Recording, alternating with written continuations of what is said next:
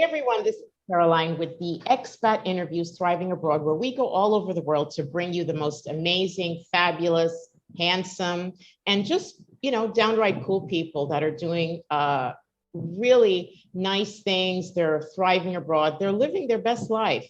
And I'm always excited to bring them their stories to you.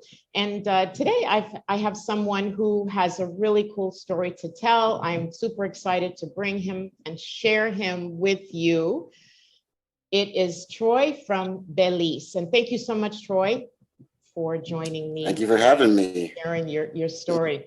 So you are from a country that we don't really talk a lot about in the expat space.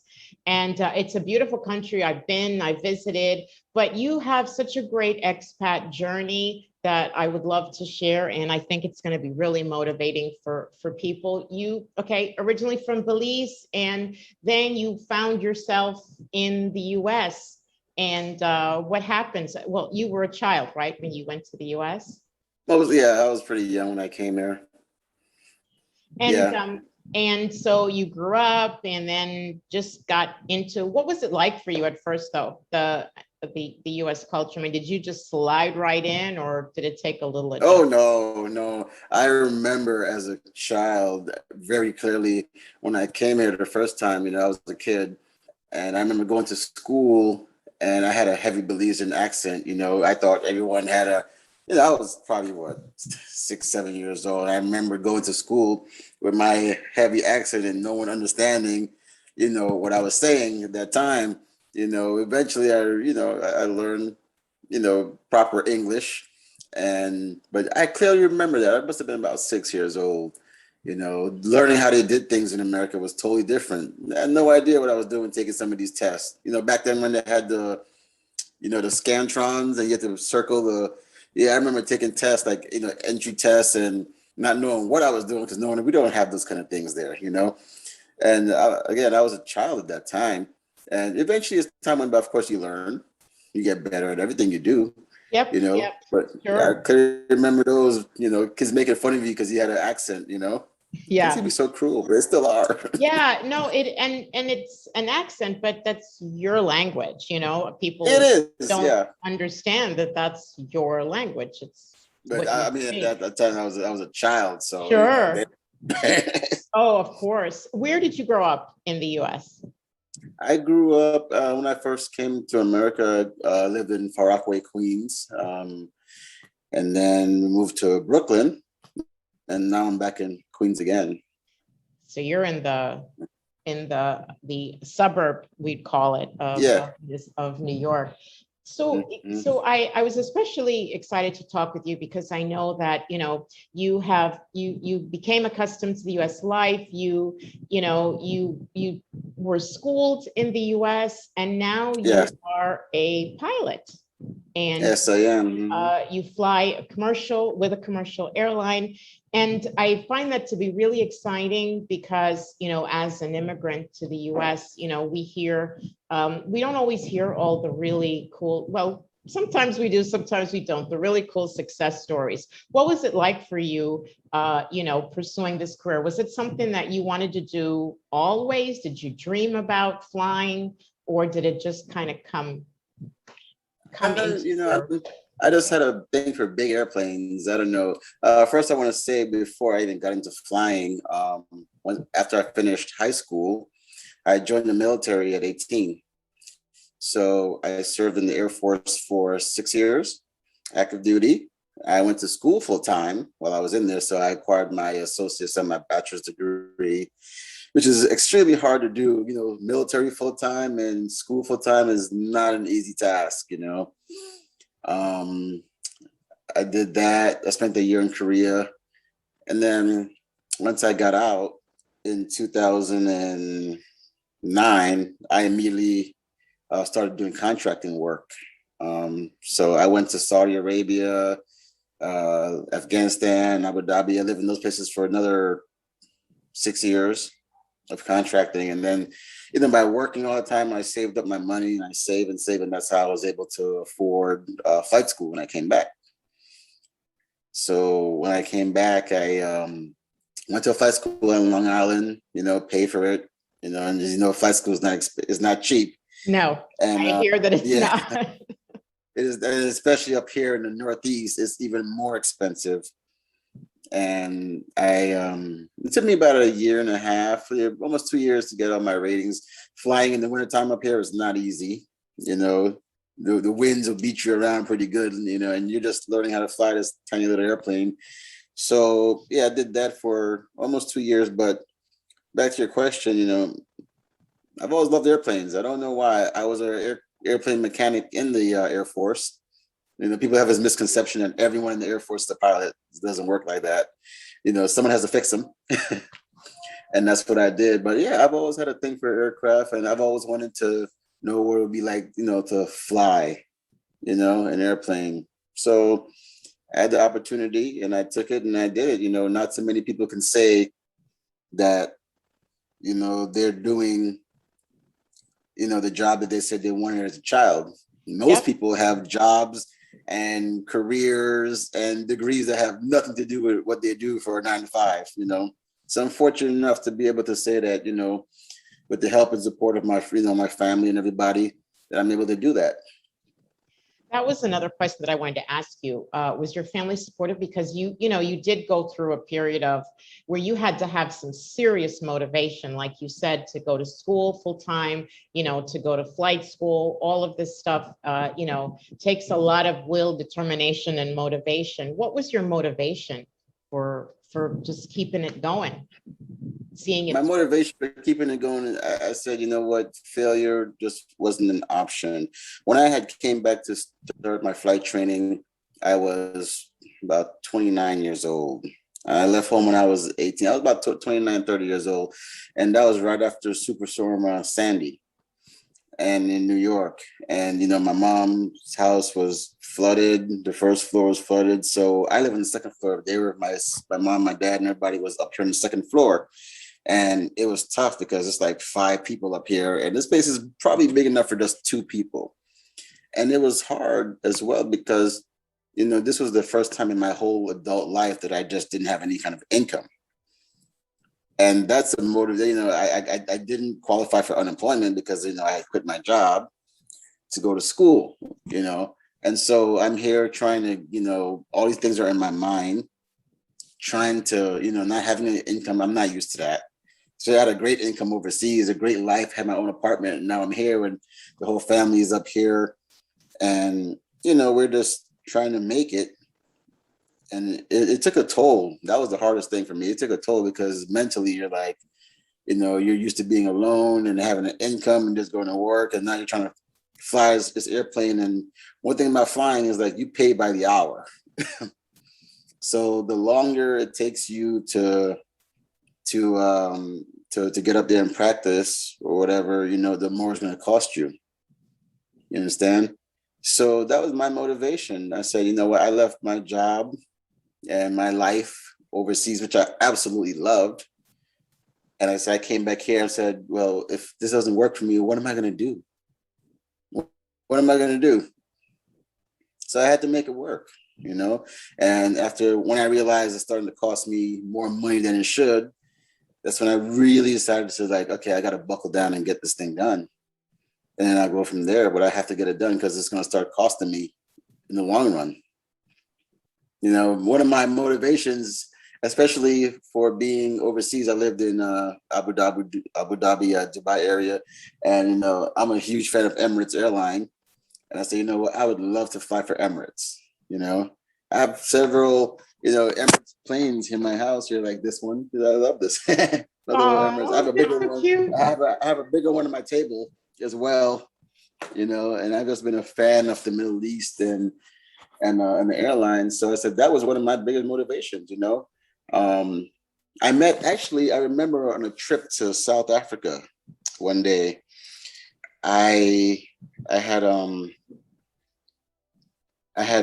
a voice over the PA in the plane. And I was like, it was a heavy, thick accent. And I said, I must meet this pilot.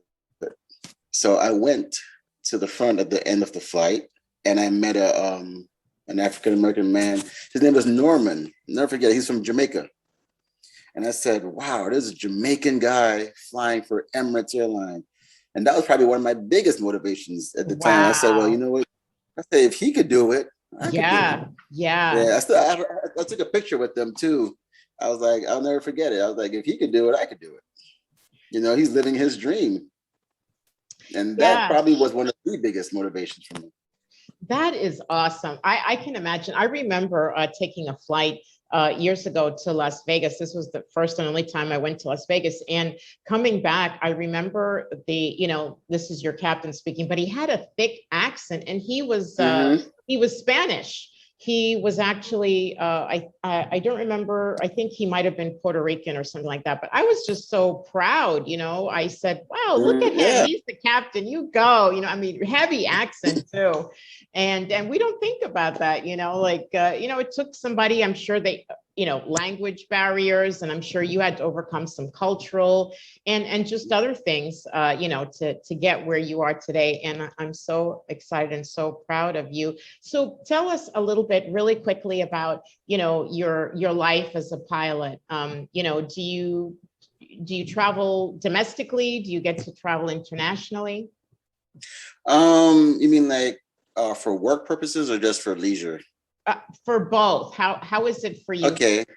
Well, it's for right now. I just finished my upgrade to captain at this airline that I'm at. Congratulations, Captain. Yeah, thank you. And so, because we're a regional airline, we fly mostly in the U.S. And right now we're doing Mexico and some of Canada, but mostly within the US. The company itself has grown exponentially in the last year, honestly. So yeah, we travel. We have a schedule every month. You bid for a schedule, and it goes by seniority. That depends on how your schedule comes out. So of course, low man on the totem pole. That's why I was. Yeah, you're those gonna get guys to. always work the Yeah. holidays. Yeah. Yeah. Yeah, and what's one of the great things I liked about the airline that I went to is because they were such a small operation at that time, and I knew I would move in seniority very quickly. Yeah, so we have a schedule. You can bid for whatever it is that you want to, and it's just a request. It's not always granted, but that's how it is. We do between 2 to 5 flights a day, overnight. Okay. Wherever we do, and depending on what it is. The hotel pays for the lodging and stuff like that. Sometimes you get in early enough to where you can go do stuff, but most times by the time you get in, you're just so tired, you're just going to bed. I can Get imagine. ready for the next day. I can imagine. Yeah. Where's your favorite international place to go? I mean, do you like traveling internationally? Where's your favorite spot? I do. I do. Like I said, I lived in Dubai. I fell in love with that place. Dubai is probably up there. South Africa is beautiful. I've been to, in just leisure travel, I've been to India. I'm always in the Philippines. I love places like Philippines, Thailand, places like that. Places where you can go have a ball and have a great time and a little bit of money. You see. I'm not going to, expensive places there. People said, Vegas. Yeah, you go to Vegas for a weekend, spend $3,000. Nah, I can spend $3,000 I can spend $3,000 in a month in the Philippines. Probably. I like places. Yeah, probably $2,000 actually. But yeah, definitely Dubai, South Africa, Egypt. Egypt is beautiful. Where else did I go in Africa? Ethiopia, places like that. My all-time favorite would probably be Dubai. And the reason why I love Dubai so much is because of the diversity. You're forced to have two different cultures coexist at one time, and that doesn't happen anywhere else in the world. Most of the people that live in the UAE are expats. The country is made up of 85% expats, and it is a Muslim country, so they still have their Muslim ways. However, they have to, by force, adapted some Western ways as well. So you have, a lot of commonality. So they're not as strict as Saudi Arabia. You can go into a parking lot and you see a mosque right next to a church, and that's okay. Whereas in Saudi Arabia, you can't even buy a Bible in the whole country. I've had I've had their religious police, stop me in the streets because I have a tattoo of a cross in my arm. They're like, you got to cover that up. I'm like, wow, okay. And it was just an experience by itself. So yeah, that's definitely one of my favorite places. Dubai is up there, and South Africa, definitely a place I would love to go back to. So you could see yourself maybe in the future being an expat in Dubai. Oh yes, definitely. If Emirates hires me tomorrow, I'm gone.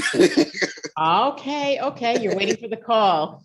Well, yeah, I got qualified now, and if they start hiring again, I'm definitely going to apply.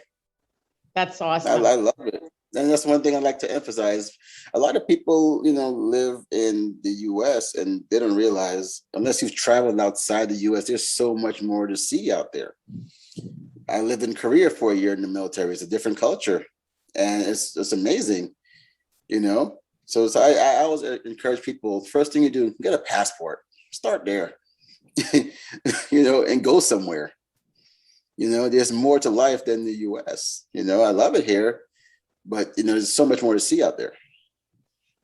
You just Which is answered why my question that I was going not, to ask you. What was your if you could give some words of wisdom to others, and you just did, get out and see the world.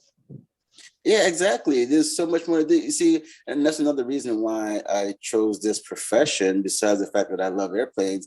What's the one thing that people always say they want to do? It's travel, right?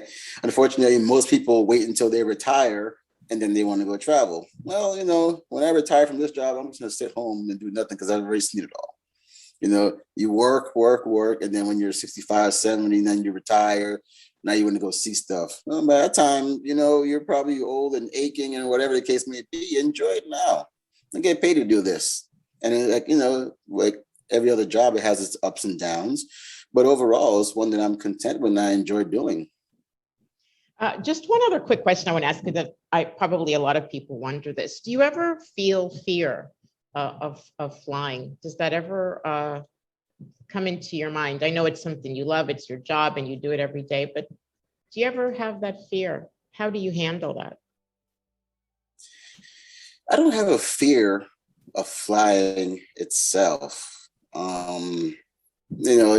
Statistically speaking, flying is the most safest mode of transportation. It is. And believe it or not, quick story, I've actually survived a plane crash already in Belize. That was almost 4 years ago now, Really? So yes, that was November 17th, 2017. Yeah, it was a small plane, took off, hit a car. And listen, you probably Google that online. I took off about 2 days, and after that, I was back in the air again. So I don't have a fear of flying, what I don't like is turbulence. Nobody likes that.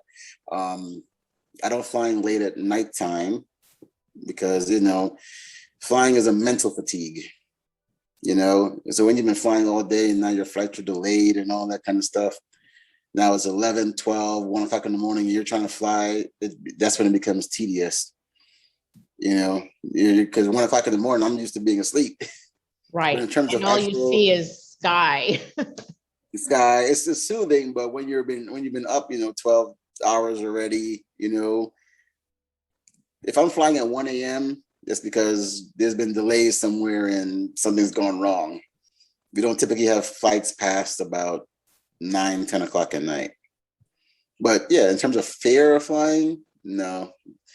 I don't really care for turbulence, but nobody does. Yeah. Yeah, that does. We have, yeah, we have, dispatchers, air traffic controllers, all those people out there, radar, all that stuff is safety equipment and people that look out for us. So no, they're flying. No, we get the best training here. So in the event that things do go wrong, you have an idea how to deal with them.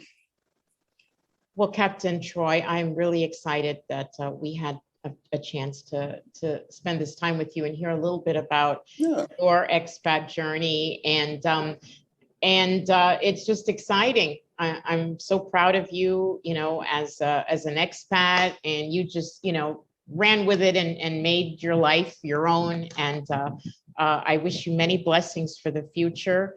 And I hope that there will be others that watch this, that, that realize that they too can do the same thing. The limit, Yeah, put on yourself. absolutely. And if anybody feels that, wants to reach out to me personally, that's fine too. Yes. I'm happy And to how answer can we questions. reach out? I will put information below. If someone would like to reach out to you, how can they, if they have questions? Yeah, they can reach me on Facebook. Okay. If they use Facebook, Okay. Facebook, Instagram. All right. Or my email, which is ddpastor20@yahoo.com. Okay. Okay, great. Thank you so much for your You're time. absolutely welcome. Thank you. And if I could be any further assistance to you, just let me know. I appreciate that. I will remember. Thank you.